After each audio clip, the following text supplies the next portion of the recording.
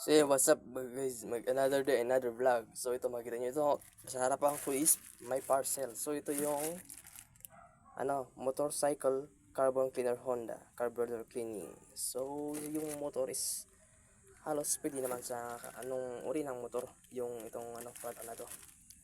So ito yun guys, carbon cleaner. So let's open. So ito, let's see.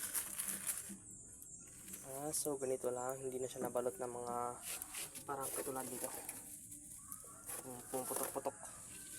So ito guys, so yan lang, wala na. Ang halaga pala nito guys is 24 pesos. So nabili ko lang siya ng 24. So ito, Chinese yung niya, hindi mabasa, kailangan i-google translator. Halos Chinese na lahat. So ganito ang itsura niya. Sana all goods pa to. Parang nabuksan kasi, tapos tinakpan lang.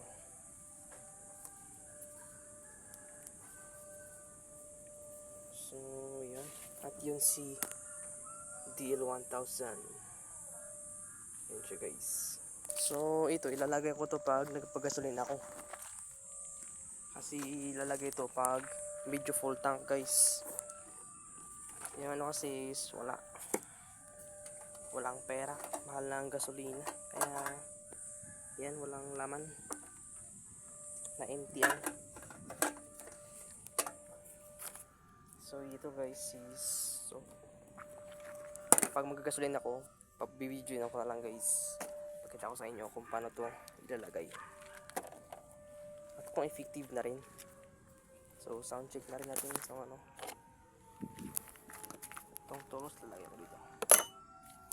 Yan. Sound check na rin natin kung mag-start.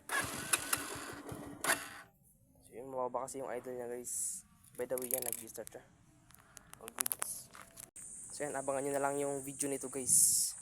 Sasalinan ko na itong tangkay. So yun lang. Peace. So what's up again guys. So ito na ang nagbabalik. At nagpagasolin ako. So malayo pa ang ginagasolinahan ko guys, dun sa barangay.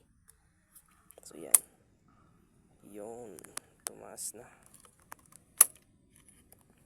So next is ito, titignan na lang natin kung sana totoo na ito, totoo to.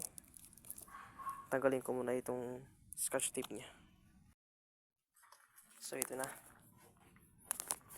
bubuksan ko muna itong gas treatment. So ito guys, pag natanggal mo na pala rin yung nya, cap nya is meron siyang sealed. So makapal siya guys yung nya. So ito, makapal. Dalawa yung seal nya ito, tapos ito natanggal na kasi guys. So yan, bubuksan na natin yung tangke. Ito yan, lalagay na natin. Lalagay ko na guys.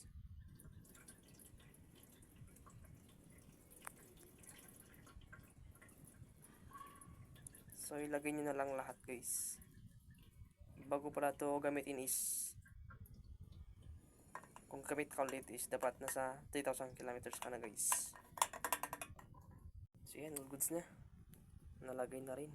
Tapos tsaka close na natin guys. Close natin yan at shake lang natin yung ating motor para maghalo. Bigat full tank kasi, para umalo guys. And yun lang guys, ganun lang kadali. God bless you. Peace out.